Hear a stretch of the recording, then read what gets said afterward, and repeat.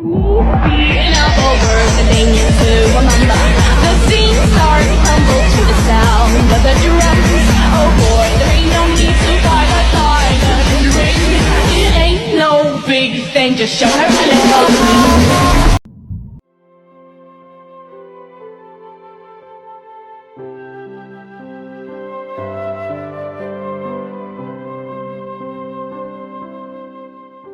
Perilaku demokratis berdasarkan Undang-Undang Dasar Negara Republik Indonesia tahun 1945, pada era keterbukaan informasi mencakup berbagai aspek yang menggabungkan prinsip demokrasi dengan akses lebih luas ke informasi. Makna demokrasi. Demokrasi adalah sebuah sistem pemerintahan di mana kekuasaan untuk mengambil keputusan politik berada di tangan rakyat.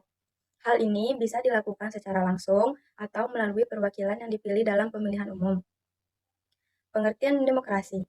Istilah demokrasi berasal dari kata Yunani yaitu demos yang berarti rakyat dan kratos yang berarti pemerintahan. Demokrasi merupakan sistem di mana kekuasaan politik berada di tangan rakyat atau warga negara.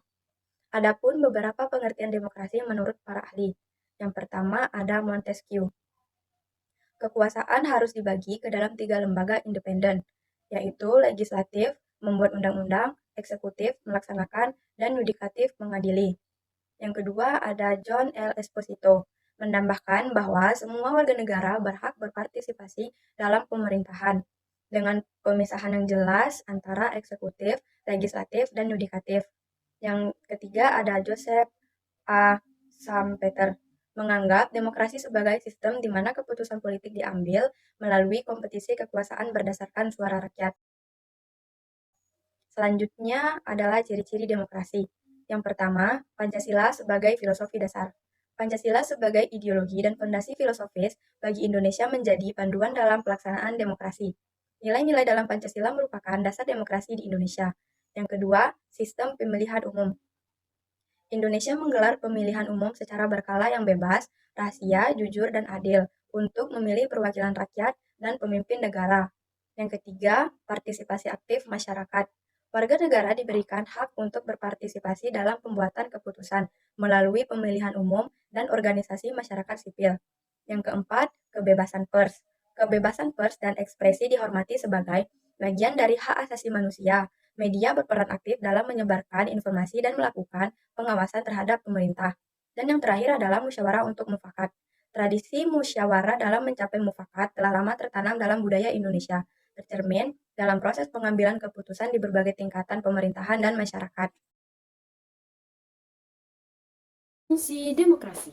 1. Representasi kepentingan publik. Pemerintahan dipilih oleh rakyat bertujuan untuk mewakili kepentingan publik, memastikan bahwa kebijakan dan undang-undang dibuat untuk mencerminkan keinginan dan kebutuhan masyarakat. 2. Partisipasi masyarakat. Memberikan kesempatan kepada warga negara untuk berpartisipasi aktif dalam proses politik baik melalui pemilihan umum, referendum, atau melalui organisasi masyarakat sipil. 3. Pemeliharaan hak dan kebebasan individu. Melindungi hak asasi manusia dan kebebasan individu, termasuk kebebasan berbicara, berkumpul, dan beragama. 4. Keadilan dan kesetaraan. Untuk memastikan kesetaraan di depan hukum dan keadilan sosial, setiap warga negara harus memiliki akses yang sama terhadap sumber daya dan kesempatan. 5. Transparansi dan akuntabilitas. Dalam sistem demokrasi, pemerintah diharuskan untuk bersikap transparan dalam kegiatannya dan bertanggung jawab kepada publik.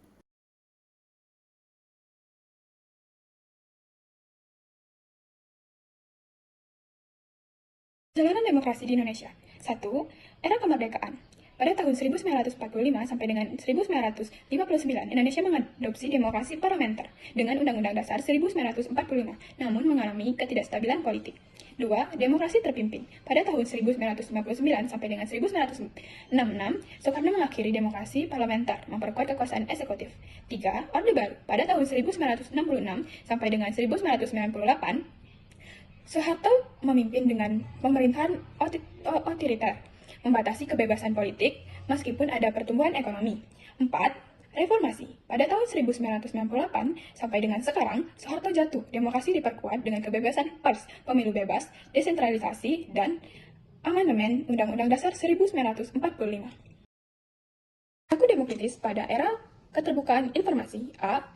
Prinsip perilaku demokratis pada era keterbukaan informasi. Prinsip-prinsip perilaku demokratis pada era keterbukaan informasi menggabungkan nilai-nilai tradisional demokrasi dengan tantangan dan peluang yang dibawa era digital.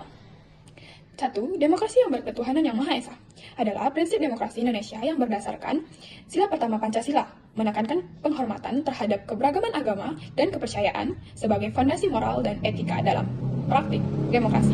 Berikut beberapa aspek penting. 1. Menghormati keberagaman kepercayaan. 2. Penerapan nilai-nilai etika dan moral. 3. Kerukunan antar agama. 2. Demokrasi dengan kecerdasan, menekankan pentingnya pengetahuan, informasi, dan pemikiran kritis dalam pengambilan keputusan demokratis berdasarkan pemahaman dan analisis objektif. Berikut aspek pentingnya. 1. Penggunaan informasi dan pengetahuan yang akurat. 2. Pendidikan sebagai fondasi. 3. Literasi digital. 4. Partisipasi publik yang berbasis pengetahuan. 3. Demokrasi yang berkedaulatan rakyat menyatakan bahwa kekuasaan tertinggi ada di tangan rakyat. Aspeknya meliputi partisipasi rakyat dalam pengambilan keputusan dan pemilihan umum. Aspek pentingnya yaitu 1. Kehendak rakyat sebagai landasan pengambilan keputusan. 2. Partisipasi aktif warga negara. 3. Transparansi dan akuntabilitas pemerintah. 4. Pemilihan umum yang bebas dan adil. 4. Demokrasi dengan rule of law, menekankan bahwa hukum adalah dasar dalam menjalankan negara. Aspeknya meliputi supremasi hukum, kesetaraan di depan hukum, dan pelindungan hak asasi manusia. Aspek-aspek penting dan prinsip ini. 1.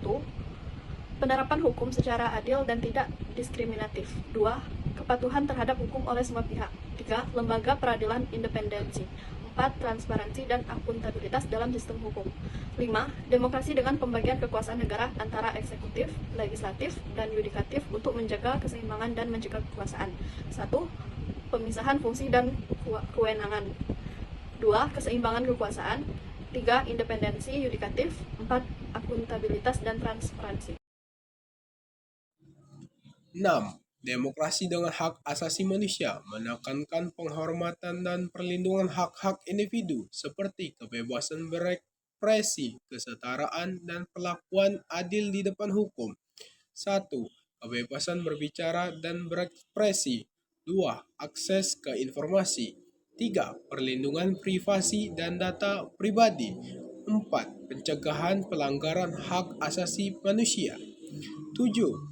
Demokrasi pengadilan yang merdeka merupakan prinsip penting yang menekankan pada kemandirian dan keadilan sistem peradilan dalam mewujudkan tata kelola demokratis. Konsep ini melibatkan beberapa aspek penting sebagai berikut. 1. Independensi sistem peradilan. 2. Proses peradilan yang adil. 3. Perlindungan hak asasi manusia. 4. Akuntabilitas sistem peradilan. Contoh perilaku demokratis pada era keterbukaan. A. Lingkungan keluarga. 1. Berlaku adil kepada semua anggota keluarga. 2. Bebas mengeluarkan pendapat. 3. Mengatasi masalah keluarga dengan musyawarah. B. Lingkungan sekolah. 1. Apabila ketua kelas dengan cara voting atau musyawarah. 2. Saling menghargai pendapat orang lain. 3. Menerapkan jadwal piket bergilir. 4. Tidak ada diskriminasi. C. Lingkungan tempat tinggal. 1. Ikut berpartisipasi dalam menjaga keamanan dan ketertiban. 2. Gotong royong dengan semua warga. 3. Musyawarah rutin. D. Lingkungan bernegara. 1. Pemilu presiden dan wakil presiden. 2. Pemimpin bisa menjalankan tugas sesuai amanat.